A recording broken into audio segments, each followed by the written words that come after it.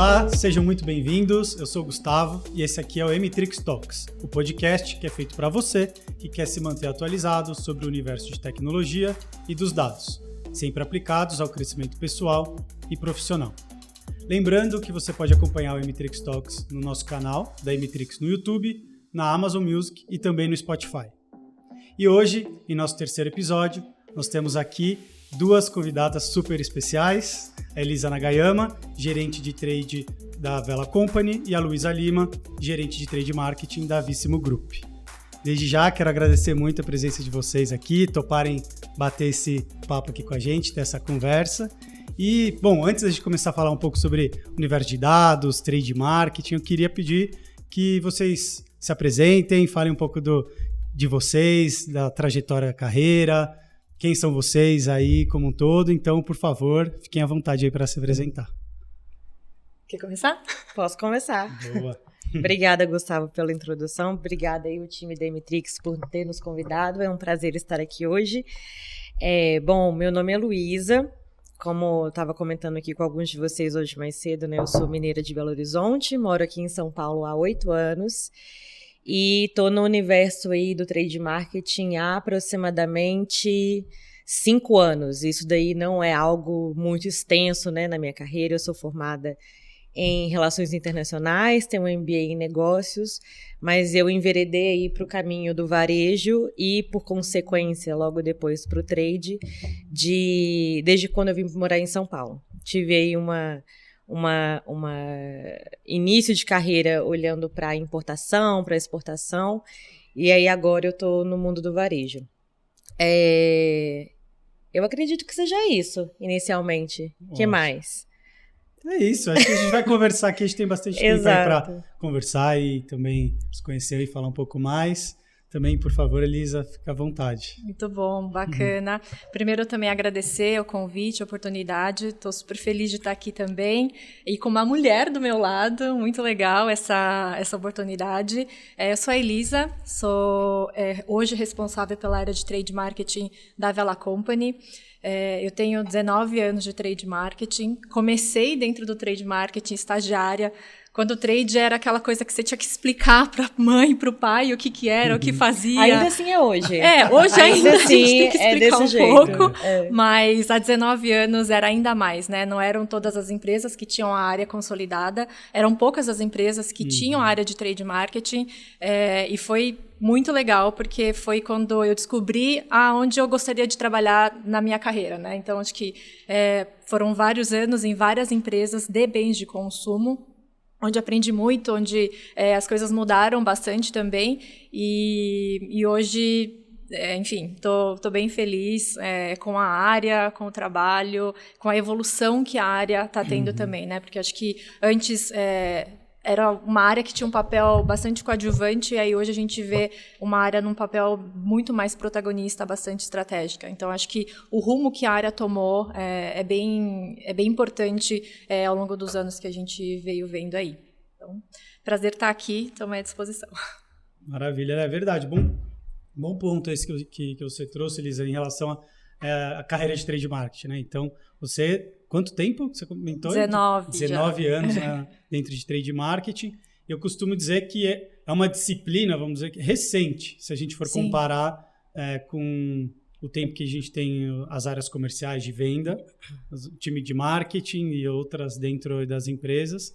E é uma área que, claro, a gente vai moldando, cada empresa tem ela de alguma maneira um pouco mais adaptada, mas que a gente tem visto recentemente um avanço muito grande no formato de executar trade marketing, na estratégia, um papel estratégico dentro das companhias.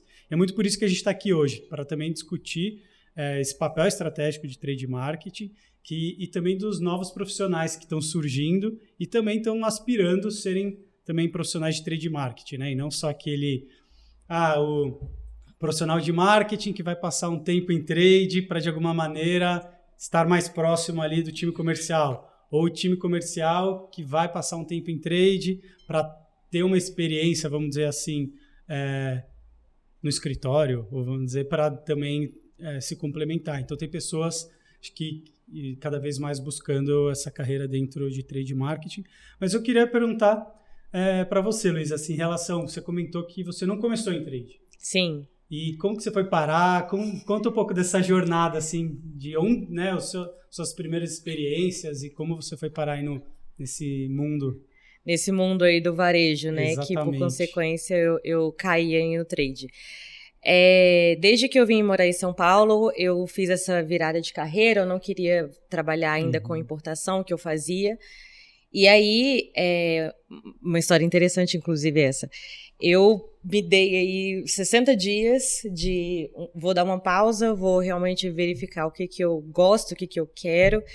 E aí, um dia, olhando as minhas coisas, olhando meus diários, olhando coisas na internet, minhas fotos antigas e tal, e tudo quanto coisa que tinha a ver com lazer, com um momento de distração, com um momento de diversão, com férias, eu estava falando de vinho. Eu queria ir para a vinícola, eu queria viajar para tomar vinho. Eu era a pessoa lá na vinícola que falava, mas ali pega mais sol, mas será que a acidez é um pouco maior por causa disso? Então eu era essa pessoa. Falei, poxa, se eu trabalhasse com vinho seria muito legal. Então eu fui fazer um curso de sommelier profissional, fiz W72, né, no Cultura, e aí eu fui trabalhar com vinho numa loja de vinhos.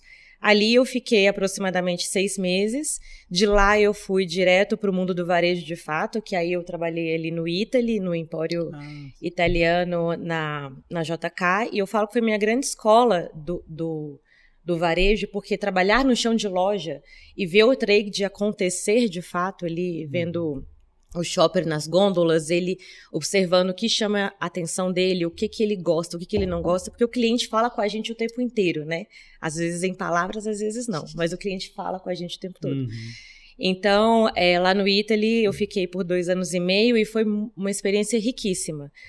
Depois de lá, eu fui para o GPA e depois do GPA, que eu fiquei aproximadamente 2 anos, agora eu estou na Vissimo há 3. Agora em abril eu estou fazendo 3 anos. Então, eu acho que essa jornada, embora bem mais curta que a sua, foi de muita intensidade a ponto de eu conseguir juntar os 2 mundos, né? Então, eu comecei ali, de fato, na operação da loja, no chão de loja, e aí eu consegui transferir para o mundo corporativo muita coisa do que eu vi, do que eu aprendi, né? Porque é muito importante estar perto do cliente. É muito, muito, muito importante. A gente tem que entender o que de fato ele quer. Muitas vezes ele não sabe, e aí eu acho que é interessante a gente fazer uma mescla, não sei se a Elisa concorda. O cliente, ele tem suas preferências, mas a gente também tem como pegar essas preferências dele e moldá-las de uma forma ainda melhor, né? Ajudar, né? Ajudá-lo, exato. Eu estava ouvindo um podcast, inclusive, semana passada, que eu gosto muito, que é do João Branco, o ex-CMO do McDonald's, e ele contou essa história, que a Ford, se perguntasse lá para o Ford o que ele queria, aliás, o que os clientes queriam, eles queriam cavalos mais rápidos. Mas, na verdade, o carro faz um cavalo mais rápido, só que muito melhor.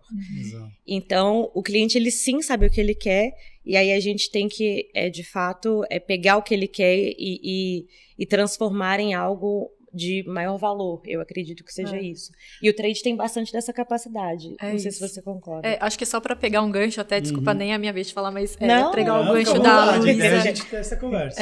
Pegando o gancho da Luísa, para mim, o trade faz exatamente isso, né? A empresa geralmente tem um objetivo que é comum a todos. Obviamente é vender mais, crescer e tal. E a gente, como trade, tem o papel de transformar em estratégias o que o time de campo vai executar. Então, na verdade, a gente vai fazer alguma forma que vai fazer a empresa chegar no objetivo final. Então, é exatamente isso. Assim, entender qual que é o objetivo final, entender o que o nosso shopper precisa e chegar com a solução lá para ele. Chegar com a solução, chegar com o que o shopper precisa, o que os nossos consumidores estão buscando da melhor forma possível. Acho que para mim faz total sentido. Total. E esse contato, acho que com a loja, né, com a realidade, ali você já estava fazendo trade marketing, com certeza. E ajuda a gente a interpretar de fato o que o mercado precisa, para onde ele está direcionando.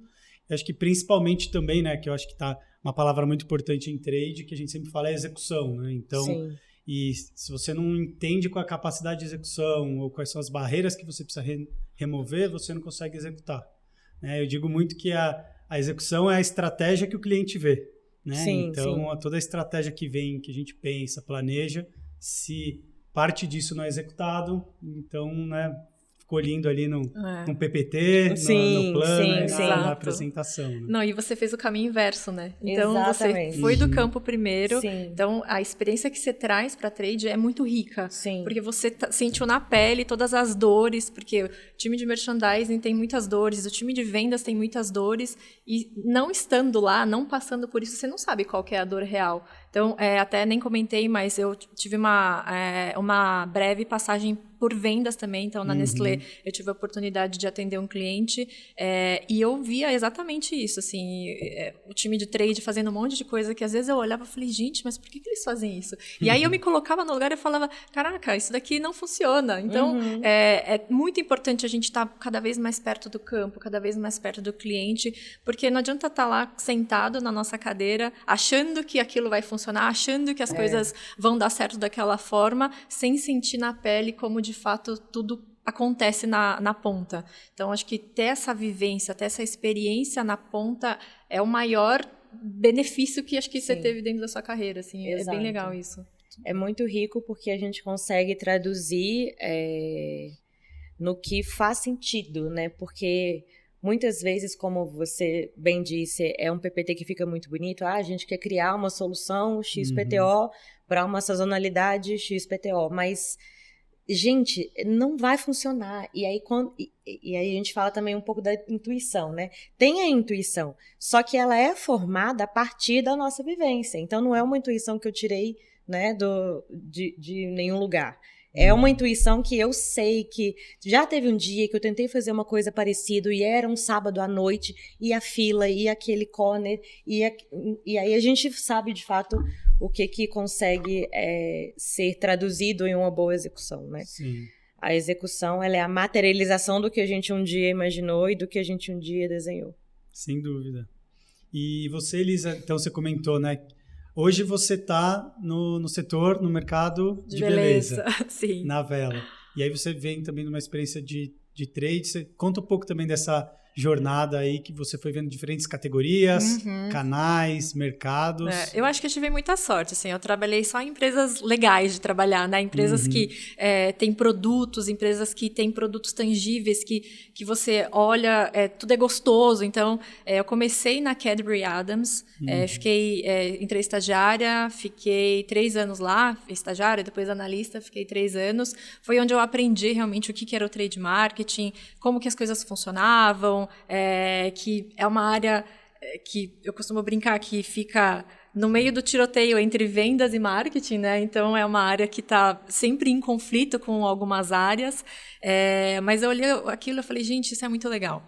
E aí, depois de 3 anos, eu tive a oportunidade de ir para Pernod Ricard, onde eu fiquei 6 anos e meio, também com marcas muito legais, marcas vencedoras, marcas importantes, marcas líderes, que eu também achei o máximo. Eu falei, gente, essa empresa é muito legal também.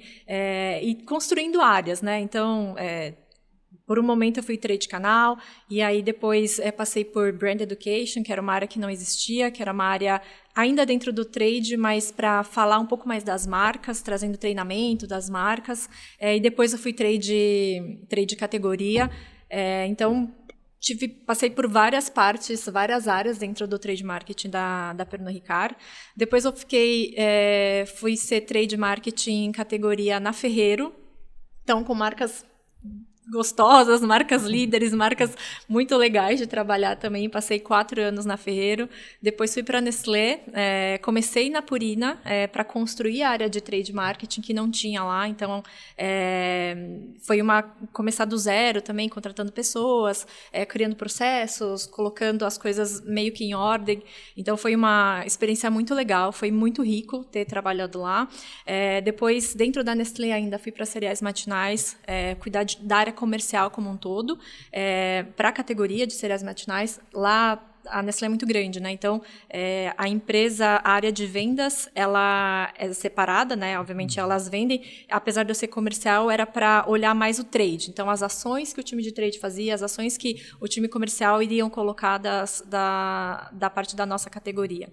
E aí, depois, por último, tive a rápida passagem por vendas. Fiquei 3 meses em vendas. E aí, agora, tive a oportunidade de vir para a Vela para construir toda uma área de trade marketing também. Então, não tinha ninguém, não tinha nada na Vela de trade. E aí, fui convidada para começar do zero, contratar pessoas, criar todos os processos e fazer a empresa começar praticamente do zero mesmo. Então, o desafio está sendo muito legal, é bem desafiador, tem muita coisa para olhar, trade canal, trade categoria, mas está sendo bem rico, está sendo bem bacana para mim.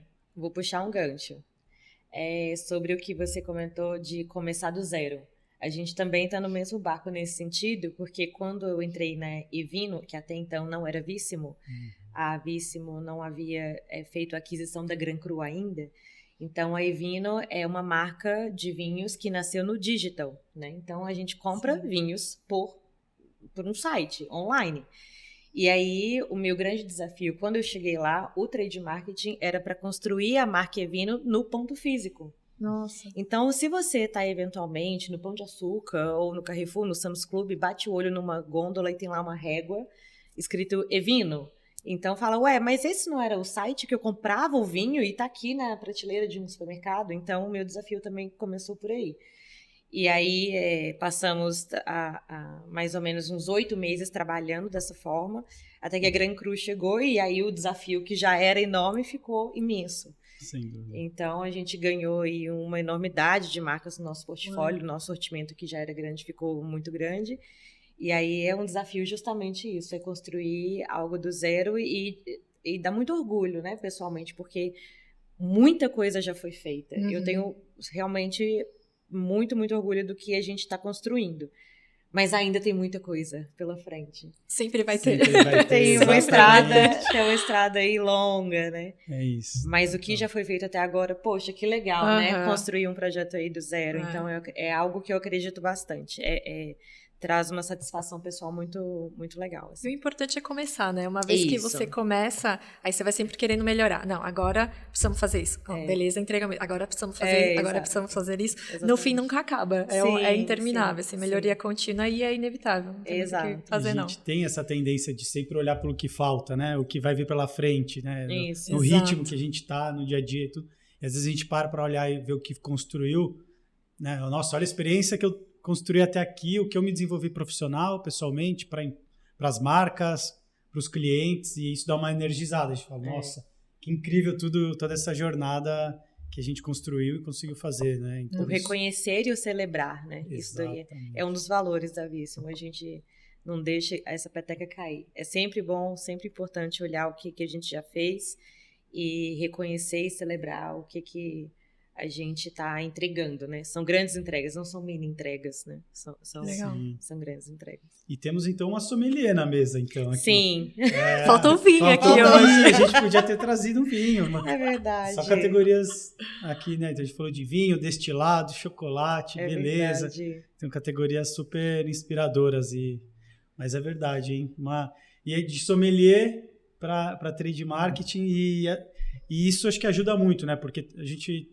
Claro, tem as disciplinas de trade que são muito técnicas, específicas, né? Então, de análise, de aprofundamento de dados, mas sem essa experiência até generalista de entender o que acontece na ponta, de como o cliente pensa ou como o shopper quer resolver aquela dor ou aquela ocasião, né? E como a gente vai conseguir entregar. Demanda muito dessa, né, visão mais generalista. E aí eu queria fazer um paralelo, né? Você até comentou, né, Luiz, em relação à intuição, né? que é muito isso, que é fundamental, que é o que de alguma maneira diferencia os profissionais no dia a dia, que é a jornada, a experiência que trouxe, e essa intuição é aquele, né, do eu já fiz, eu já passei por esse desafio, eu sei mais ou menos como funciona ou como o cliente ou o time que vai executar ali na prática vai reagir. Mas também eu queria perguntar para vocês, assim, além, né, dessa experiência que vocês têm bastante, têm vindo no mercado, como vocês traduzem essa experiência para ações e como vocês se apoiam para tomada de decisão. Então, a gente costuma dizer muito, né, do poder dos dados, de fazer a análise dos dados. Hoje a gente tem muita informação, né? Tem muitos dados assim, que vêm, chegam disponíveis e que a gente precisa de alguma maneira analisar, juntar com a nossa intuição, com a nossa experiência, para fazer essa tomada de decisão. Como hoje vocês aplicam isso no dia a dia de vocês?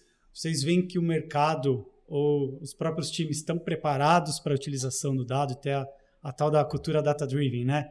Orientada a dados, porque, de fato, né, a gente precisa tomar decisões embasadas não só em achismos, mas sim em experiência, mas algo embasado.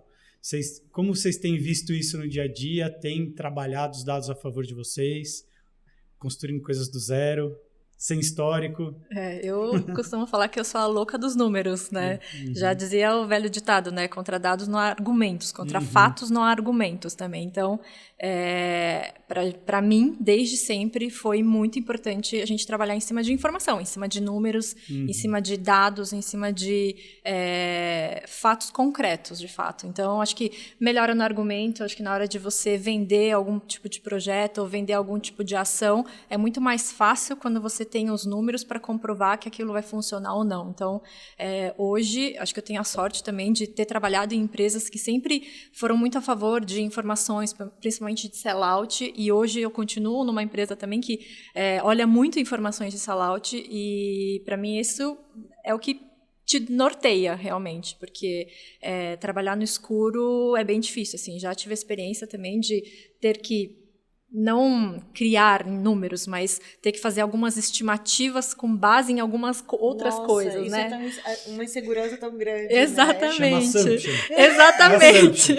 Exatamente. Nossa, isso dá uma... E aí você nunca sabe se aquilo que você está criando vai estar coerente com o que você vai de fato colocar, né? Porque no fim é um achismo, é uma assumption, então, e você vai fazer tudo em cima daquele número, né? E aí, se a base estiver errada, todo o resto vai estar errado. Então, eu sou bem a favor de dados, números, quanto mais melhor, e, obviamente, fazer você conseguir transformar em ações o que vem dos dados, né? Porque eu também já vi muitas vezes, tem informação pra caramba, mas no fim não faz nada com a informação, que também é dinheiro jogado fora. Então, pra mim ter a informação na quantidade, na qualidade, principalmente. Não adianta ter só em quantidade, se a qualidade não estiver boa, não adianta nada também. Então, ter na qualidade, na quantidade necessárias para a gente conseguir traçar as metas, objetivos, planos de ações, para a gente conseguir chegar nos objetivos. Então, para mim, tudo parte de um objetivo, e aí o que eu preciso, aí os dados fazem parte disso também.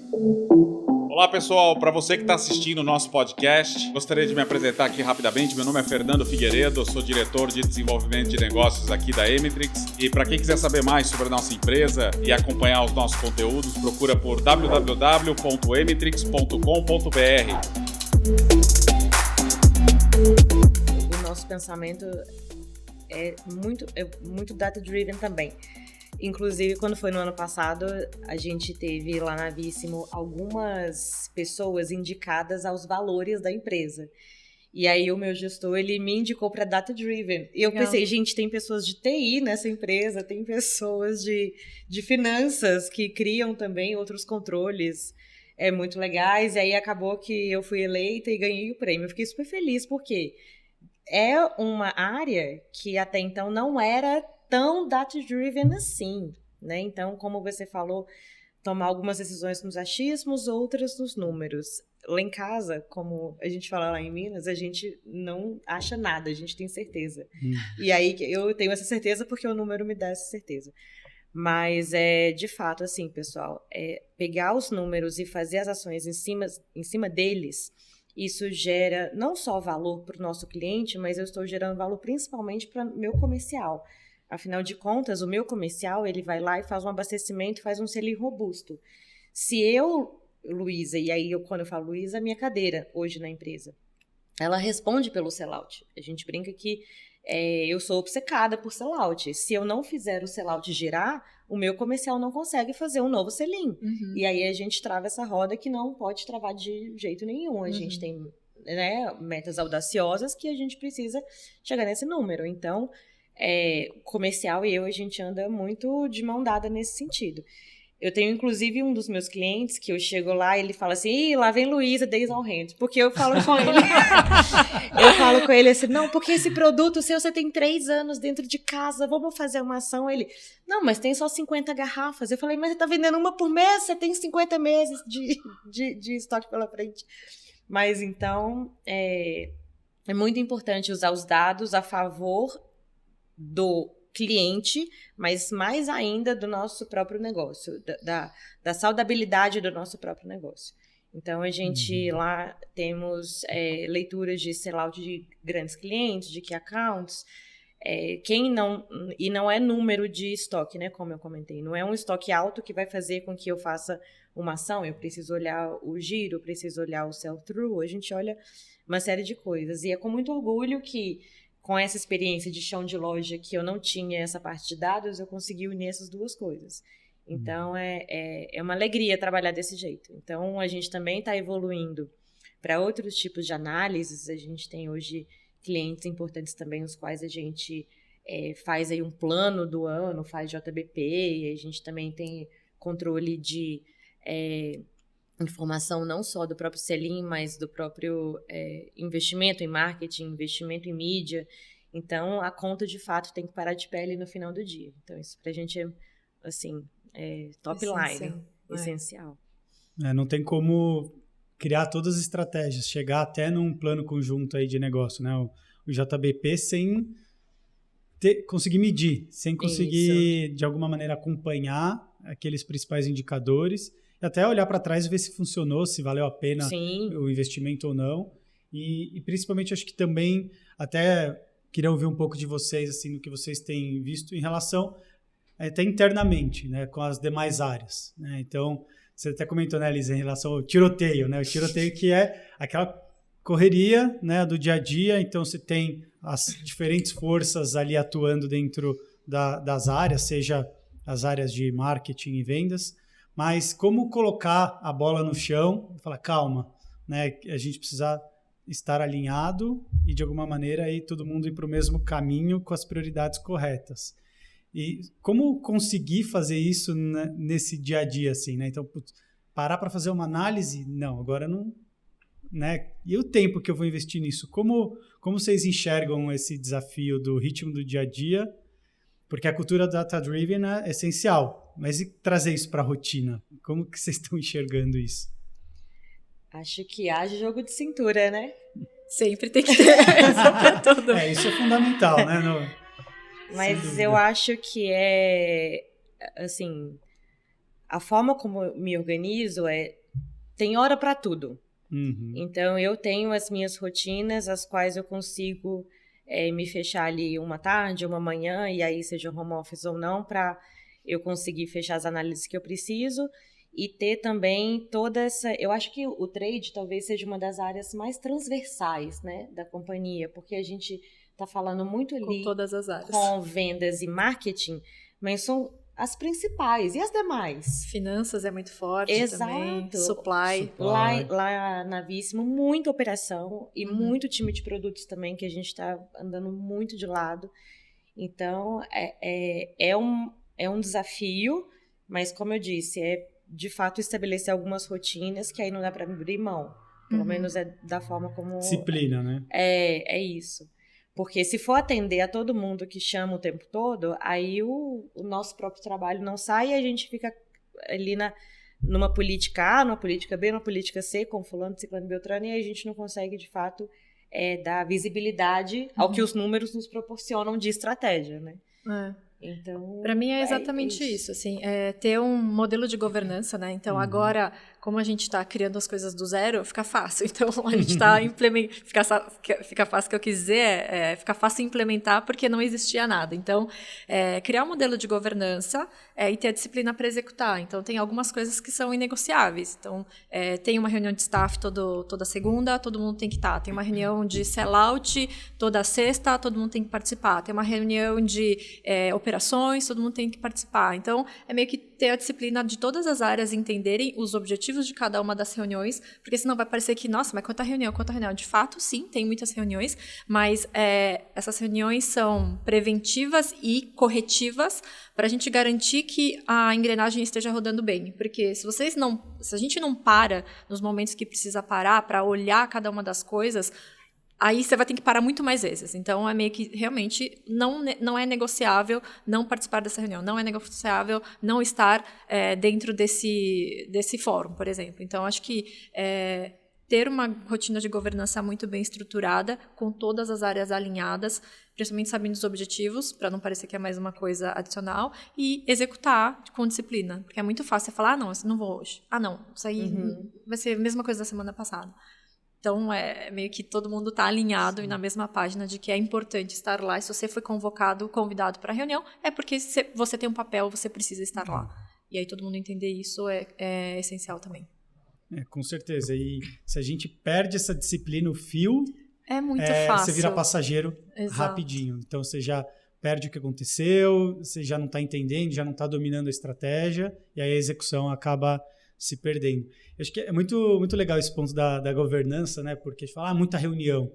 E não é reunião pela reunião, e sim o que está por trás dela. Exato. E a decisão que vai ser tomada, né? Então, o que está por trás daquela análise ou daquela proposta ou daquela decisão que precisa ser tomada. Então, foi feito o quê? Uma análise, informações, dados, conversas anteriores para, então, chegar num fórum multidisciplinar e aí tomar a melhor decisão e de forma ágil. Né? Então, isso um pouco que eu gosto, acho que de discutir é um pouco disso. Então, qual é a qualidade da informação que todo mundo tem para chegar preparado para uma reunião? Né? Qual é a qualidade da comunicação que todo mundo teve com base nesses dados, informações, para então ter uma decisão ágil e certeira, né?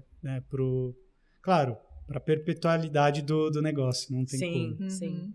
E no fim, o que a empresa quer é vender, né? E aí todas as áreas precisam estar muito bem alinhadas para entender onde está o gargalo e ver quais são as prioridades. E aí, tendo esse alinhamento com frequência, isso fica mais fácil de acontecer. Sim.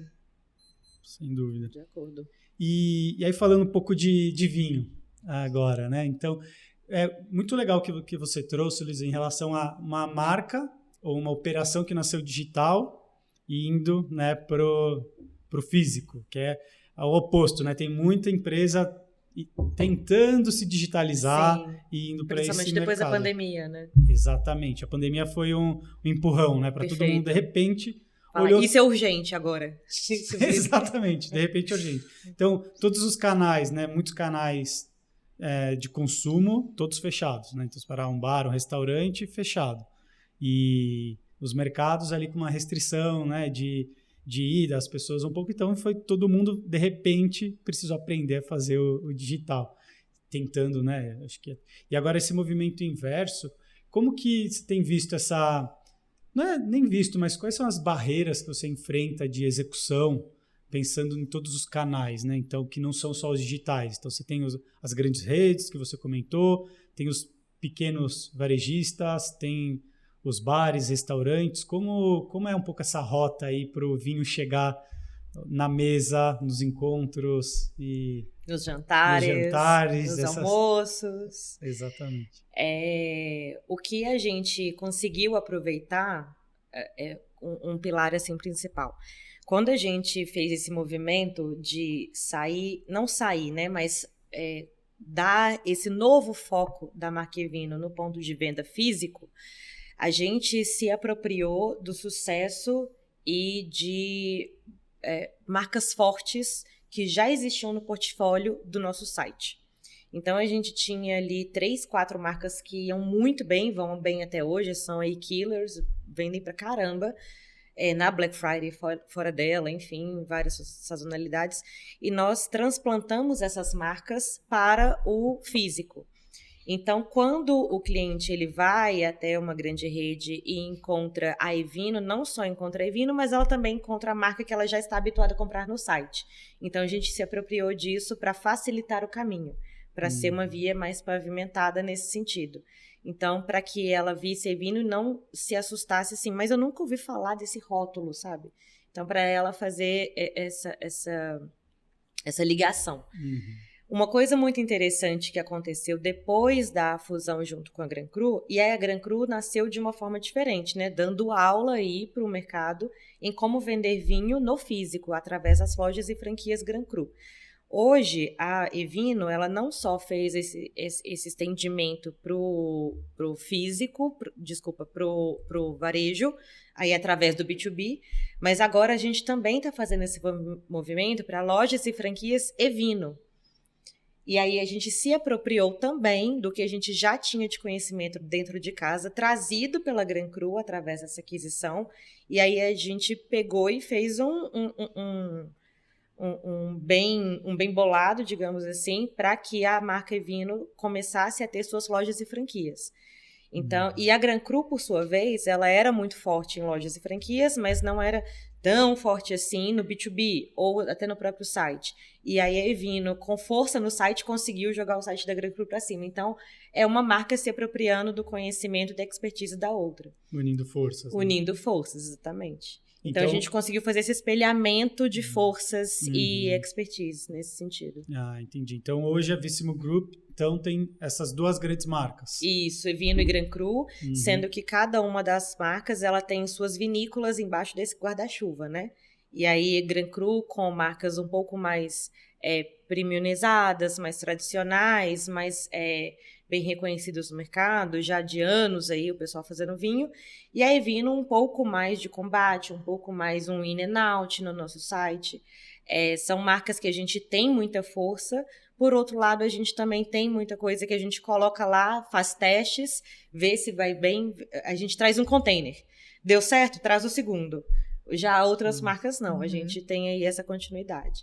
Então, a gente está sempre testando e vendo o que o consumidor gosta. Como eu disse, ele fala o que ele gosta, né?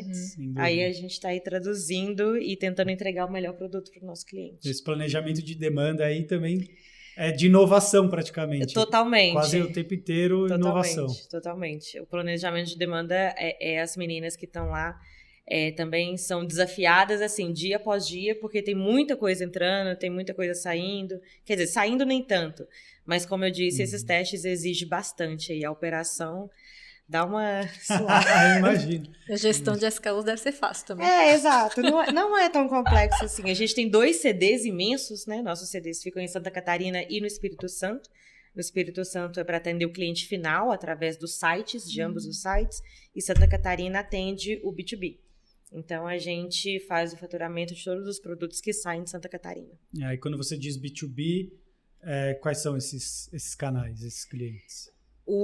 A empresa ela é repartida em 3 grandes frentes de trabalho, né? Então, tem a Gran Cru, que a Gran Cru ela é uma BU que controla sites e lojas. Tem a BU Evino, que controla sites e lojas, e tem a BU do B2B. O B2B, ele é como se fosse uma instituição que bebe de ambas as fontes. E aí eu estou nessa BU. Hoje eu estou na BU do B2B porque eu atendo os meus clientes on-trade, off-trade e aí Brasil todo. Então, meu trade marketing ele é voltado para, consequentemente, o cliente final que está ali no restaurante, no supermercado, no empório, numa padaria. Mas eu estou conversando diretamente com os compradores de vinho desses grandes redes. Ah, que legal. Desse tipo de negócio.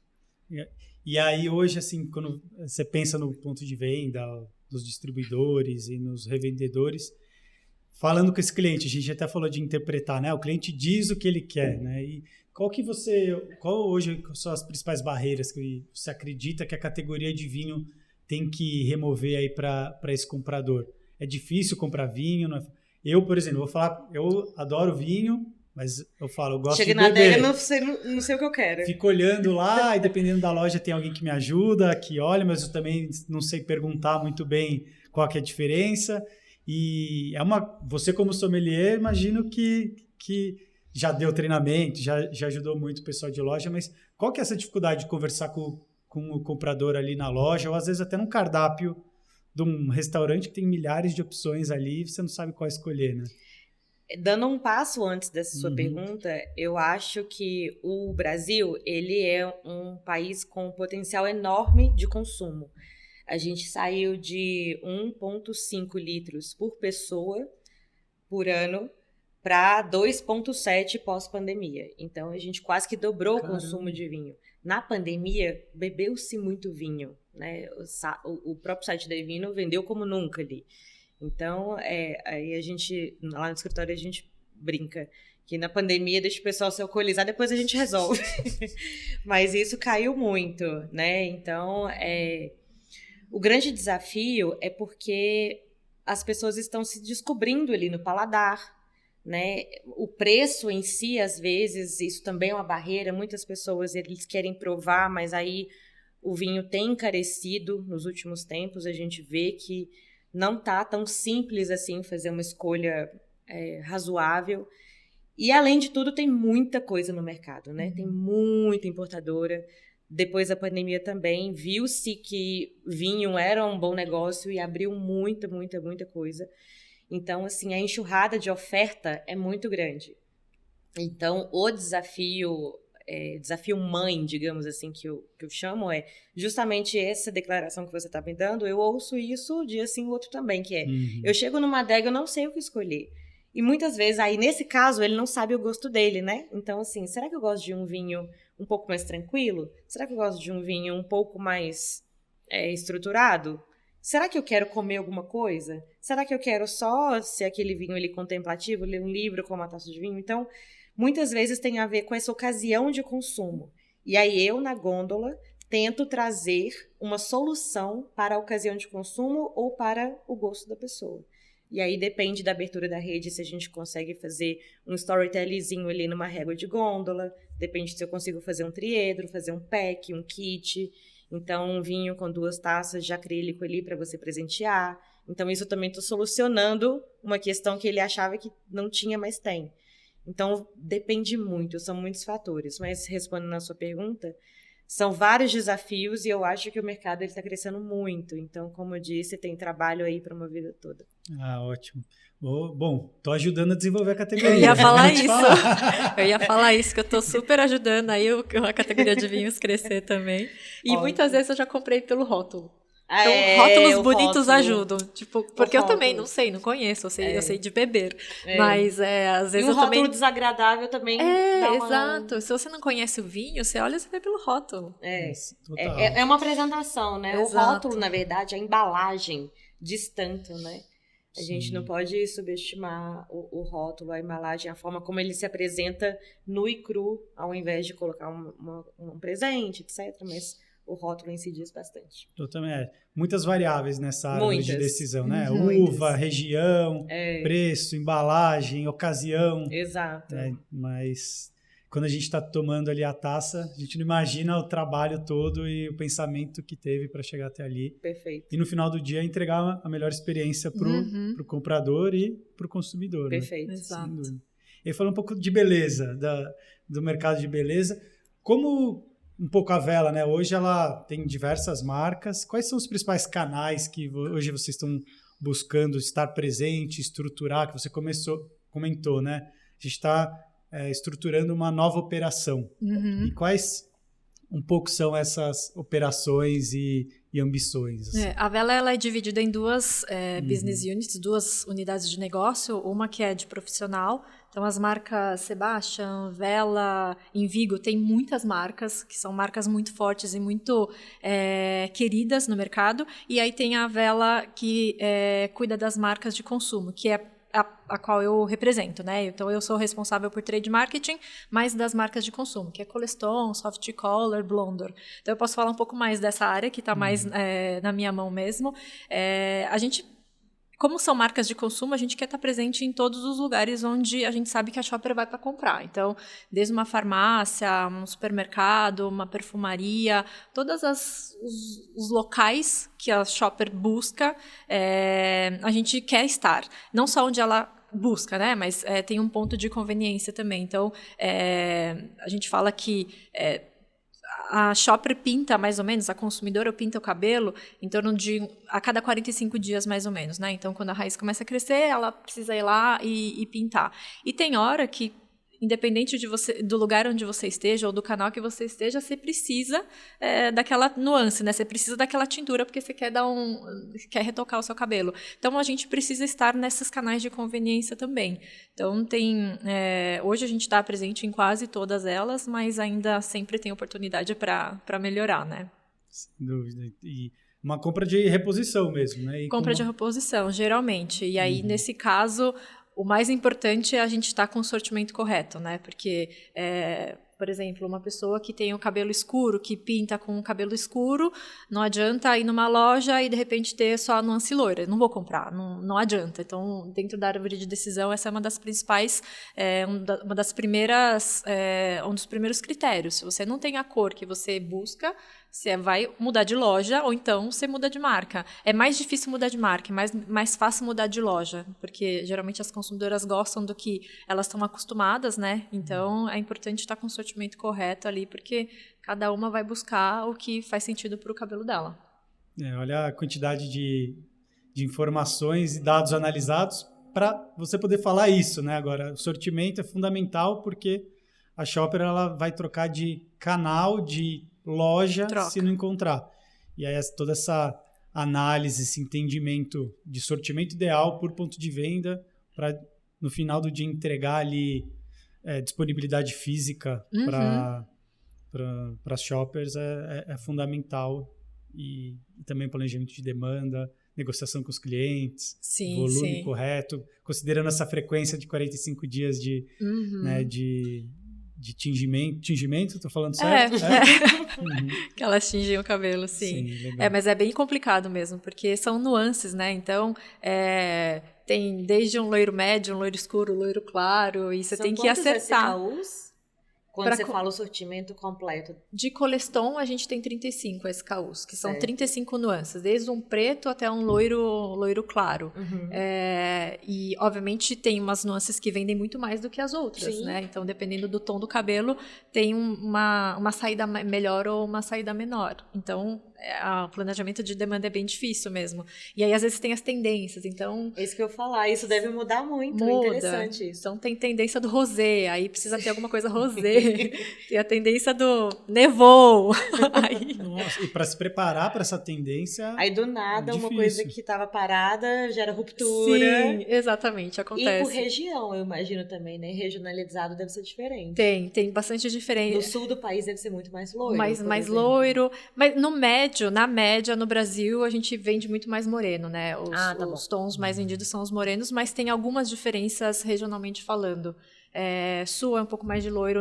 Na área 3, ali do Rio, também tem uma saída de loiro alta também. Então, o Brasil é muito grande, né?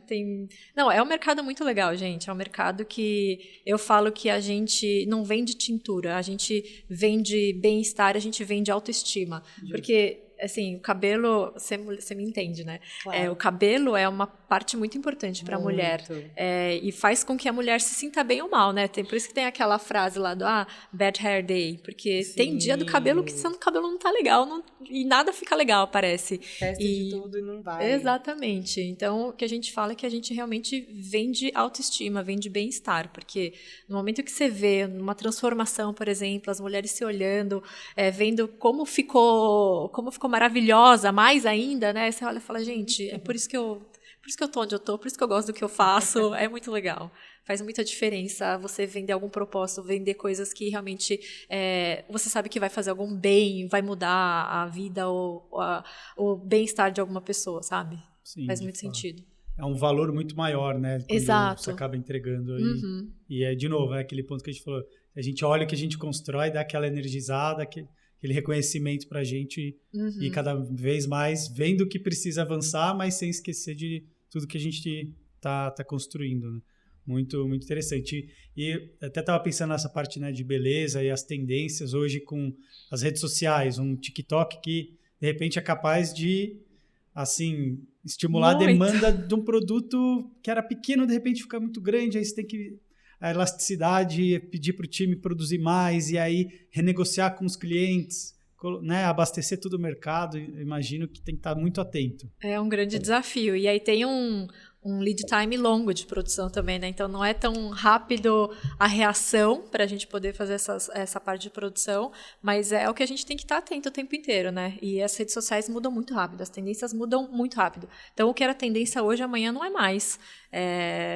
Principalmente no TikTok, né? Então, com essa geração mais imediatista, essa semana bomba um negócio, na semana que vem ninguém mais sabe nem do que foi falado essa semana.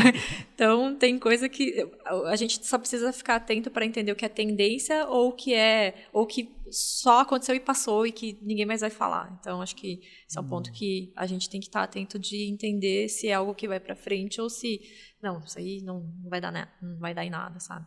Nossa, fundamental essa decisão, né? Em relação a isso é uma distração ou isso de fato vai gerar resultado e vai ser um pouco mais perene. Bom, hoje quando a gente diz perene são poucos meses, não é? Mas antigamente era outro tempo, né? Era, exatamente. Eu queria fazer também um paralelo com o que você está falando, Elisa, porque com a gente aconteceu uma situação muito interessante que para mim, que a gente estava falando até mais cedo, né? Que a gente é millennial. Então, eu deveria ser, mas eu não sou uma pessoa super ligada na rede social especificamente, que é TikTok, ok? E aí, um vinho nosso, do site da Evino, rosé, chamado Alicia, bombou no TikTok. E ele passou a ser o vinho procurado, aquele campo de busca que escreve Alicia no site da Evino, por meses. E aí a gente teve uma ruptura de uma hora para outra, e aí trouxemos outra carga, mas a gente ficou aí um tempo sem vender e poxa, e a receita que a gente deixou de colocar para dentro se a gente não tivesse tido a ruptura? Por causa de uma rede social. Então, isso é um exemplo que a gente, para mim, isso ensina bastante, né? Como você disse, tem muita coisa que vai e vem, mas tem outras coisas que não é bem assim. Então, onde a gente consegue entender que existe uma oportunidade que a gente precisa ficar atento. Como diferenciar o que é perene e o que não sabe? Então, isso também é desafiador no diagnóstico. É que no caso de vinhos, por exemplo, eu acho que o legal dessas trends, dessas febres, é que você gera degustação, né? Você gera experimentação. Então, o momento que a pessoa prova, gosta, você fala, nossa, legal. Tipo, vou começar a consumir ou vou continuar consumindo. Então, é uma boa estratégia de marketing, inclusive, né? Trabalhar o TikTok. Total. E entrar para a categoria. Isso. Porque eu imagino, né? O consumidor, acho que hoje em dia, falando, acho que de mercado de bebida alcoólica, né, se a gente até bater um papo, você também, né, trabalhou com destilados, seja drinks, cerveja, e acho que principalmente vinho, de ter aquela cultura de explorar a categoria, né? Então, aquela uva, mas aí tem outra uva ou tem outra região, deixa eu ver qual é a diferença, e a força do portfólio acaba ajudando muito nisso. Então, com certeza, algum outro vinho rosé vendeu. Além desse, eu vou perguntar para a moça que está lá no Demand Planning e de planejamento de vinho. Eu não tenho certeza. Eu vou verificar com ela. Mas abriu uma oportunidade, sem dúvida, com certeza. E aí, depois disso, a gente começou a fazer outros TikToks. Alguém abriu a porta e aí a gente usou outra pessoa importante do marketing, depois a gente usou uma outra pessoa. Aí o nosso próprio CEO fez um videozinho que deu super certo, que ele falou lá. E ele é uma pessoa que é o Ari Gorenstein, é uma pessoa muito, muito renomada dentro do mundo do vinho, dentro do LinkedIn também, muito bem seguido. Então, a gente conseguiu também um bom resultado. A gente achou, de novo, que fosse um vinho e fosse um vídeo. E aí, uma vez que a gente replica, a gente descobriu, peraí, tem uma oportunidade aqui. Então, pra gente que é milênio, é um aprendizado. E é muito louco como viraliza rápido, né? É muito assustador até pensar que qualquer coisa que você faz impacta tão rapidamente e se viraliza tão rapidamente, assim, hoje em dia. Nossa, eu lembro a época que tinha que mandar carta, gente. Demorava dias para chegar, dependendo do lugar, demorava meses para chegar. Hoje em dia é tudo tão mais rápido, até assustador. Totalmente. E até engraçado pensando na contradição, né, que a gente acaba tendo que viver, né? Porque a gente acabou de comentar sobre ter a governança, a disciplina e, né, de manter aquela rotina. E, ao mesmo tempo, a gente tem que ser tão flexível e ágil de ver as coisas que estão acontecendo. Então, acho que até a própria flexibilidade, ela tem que estar dentro da disciplina. Sem dúvida, ter a disciplina de estar atento e flexível. Perfeito. E a gente conseguir, com base nas informações que chegam, nas conversas que a gente tem, todos os radares ligados, a ser também de forma disciplinada, flexível, né? Então é uma contradição que a gente precisa também incorporar no dia a dia, na nossa rotina. Né? Sim, muito bem colocado. E é assim, um pouco de tudo que a gente tá falando aqui, aí até queria perguntar primeiro para você, Liz, em relação assim, tudo que a gente falou, a gente está falando de geração, né, de millennium, aí tem outras gerações também começando na carreira, assim, comercial, vamos dizer. Eu falo comercial, eu quero dizer vendas, trade, marketing, então, de alguma maneira, todo mundo que está envolvido nessa cadeia de valor e oferecer valor aí para o mercado. O que, na sua opinião, tem diferenciado cada vez mais, assim, os profissionais no mercado, né? Que habilidades, competências diferenciam esses profissionais, não só os que querem, né, começar na carreira, mas hoje em dia, né, todos que estão, né, há mais tempo ou menos tempo. Isso é uma pergunta muito difícil, né? Porque tem muitas coisas, o mercado está em constante mudança, os profissionais também estão mudando bastante. Então, hoje, enfim, coisas que aconteciam frequentemente em empresas, hoje não é mais admitido, então, assim, as coisas estão mudando muito. Mas eu acho que se eu pudesse elencar, sei lá, 2 ou 3 habilidades, acho que a primeira delas eu falaria senso crítico e analítico. Então, acho que o profissional ele precisa ter um viés de conseguir olhar números, analisar, criticar, não abaixar a cabeça para tudo, entender o que está sendo colocado, questionar porquês e tal. Um outro ponto que eu acho muito importante é saber lidar com pessoas. Eu acho que cada vez mais as pessoas estão muito nas redes sociais, muito nos computadores, muito atrás de um avatar e cada vez menos tendo contato interpessoais. Então, eu acho que para os profissionais que estão vindo, esse ponto é bastante importante. E saber lidar, né? Saber entender que cada um é cada um, você precisa conhecer as pessoas, entender um pouco a melhor forma de lidar com cada uma das pessoas que pensam diferente, agem de forma diferente. Um ponto que eu acho bastante importante é saber lidar, ser resiliente e saber lidar com pressão. Então, acho que a pressão vai continuar, não tem como não ter.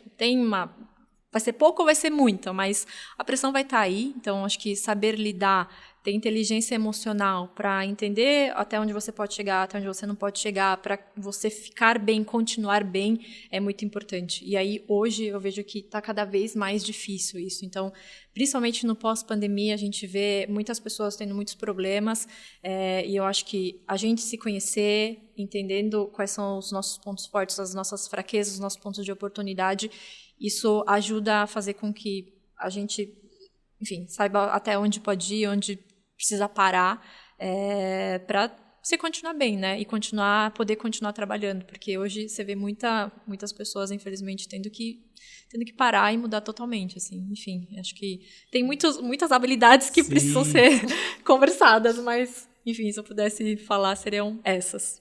Mas tem muitas outras, tá? Com certeza, mas autoconhecimento é uma muito importante. Né? E é muito difícil, né? Saúde mental, muito difícil. Muito, com certeza. E ao mesmo tempo você tem que ir se atualizando, porque as coisas mudam muito rápido, e aí o que eu pensava ontem não é mais o que eu penso hoje, e se você ter que lidar com essas mudanças de pensamento suas mesmo. Então, é muito difícil, assim, tá cada vez mais difícil, mas aprender a lidar, ter essa inteligência emocional é bem importante e coisa que a gente sabe que não tá fácil. Muito bom. E você, Luísa, que acrescentaria? Eu acrescentaria, eu estou de acordo com a fala da Elisa, mas eu acrescentaria também que hoje eu vejo uma tendência de uma nova geração aí, que a gente está vendo chegando ao mercado, são recém-formados, que são profissionais tecnicamente bons, tecnicamente abertos a aprender, de novo, tecnicamente, Mas são pessoas também que eu tenho a impressão que são um pouco mais imediatistas também, são profissionais que geralmente não estão com uma escuta tão aberta assim. Eu acho que isso é um desafio, porque isso é um desafio para a gente, que a gente está aí hoje numa cadeira que precisa de ser uma inspiração, precisa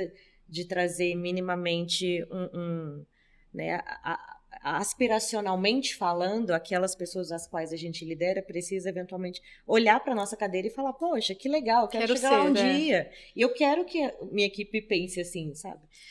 Por outro lado, a gente também tem que trabalhar com paciência, tem que trabalhar com parcimônia, tem que ter muita humildade para aprender, muita, tem que perguntar.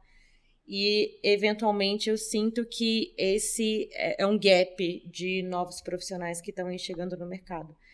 Essas pessoas, elas serem, eventualmente, muito tecnicamente boa, mas aí eu acho que resume bem o que você disse, que a parte emocional, a inteligência emocional está levemente abalada. Não sei se é esse o termo, se eu estou usando de forma correta, mas a gente tecnicamente precisa se melhorar. Por outro lado, tem muitas outras coisas que a gente precisa embarcar junto disso, né? Então, a parte de dados, de números, é um Excel que a gente vai melhorando, é um dash que a gente vai aperfeiçoando, mas a gente tem que estar muito disposto a aprender.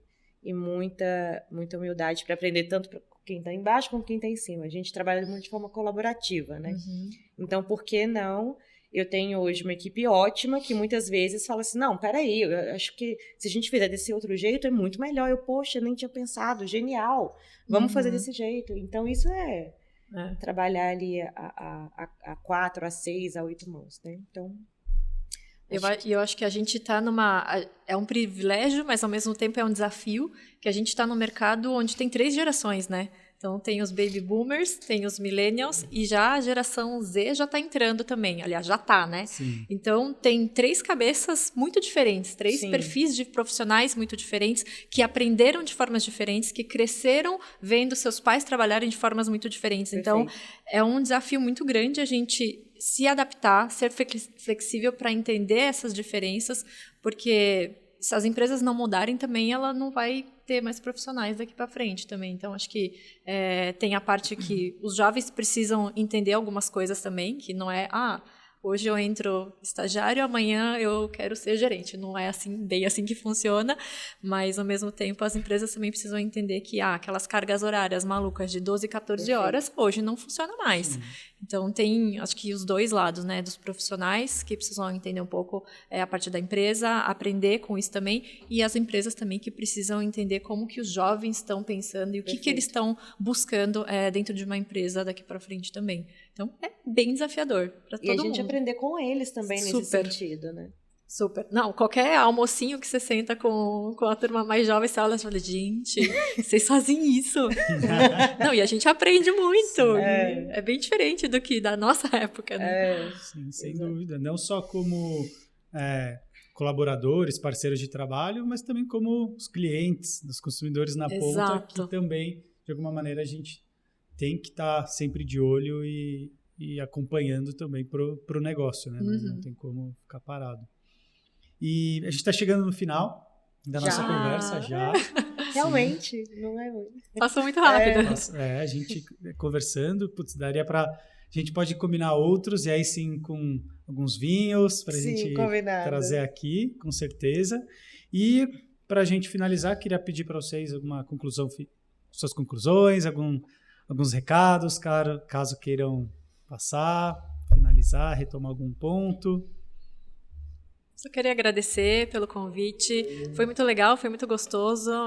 Vou pegar seu contato para a gente conversar agora, porque eu acho que tem bastante troca que a gente pode fazer. Acho que dúvida. Quanto mais profissionais de trade a gente conhecer e tiver esse networking, trocar experiências é melhor, porque o que funciona para a área dela, de repente funciona para a minha e vice-versa. Então, essa troca entre profissionais de áreas diferentes é muito rica. Então, obrigada pela oportunidade e precisando, contem comigo. Dava para estender aqui. Nossa, essa última pergunta a gente ficaria horas conversando.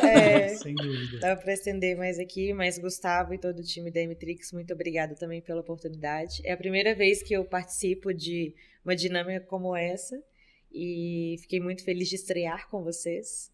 Aí, como cliente da M-Trix, a gente gosta bastante do que a gente consegue coletar e do que a gente consegue traduzir aí para o nosso cliente final. Então, muito obrigada mais uma vez, e esse assunto aí de trade marketing é muito interessante, né? E aí, vendo uma área ganhando cada vez mais força, dinamismo e independência nas empresas é muito importante. E eu estou super feliz de poder liderar aí essa cadeira dentro da Víssimo. Enfim, tem muito trabalho pela frente aí, como eu falei, né? Pavimentar uma estrada longa. É isso. E, bom, essa conversa pode continuar, então, muito obrigado por terem acompanhado a gente até aqui. E lembrem-se de nos acompanhar no canal do YouTube, da M-Trix, do Spotify e da Amazon. E até o próximo episódio. Muito obrigado. Tchau, tchau.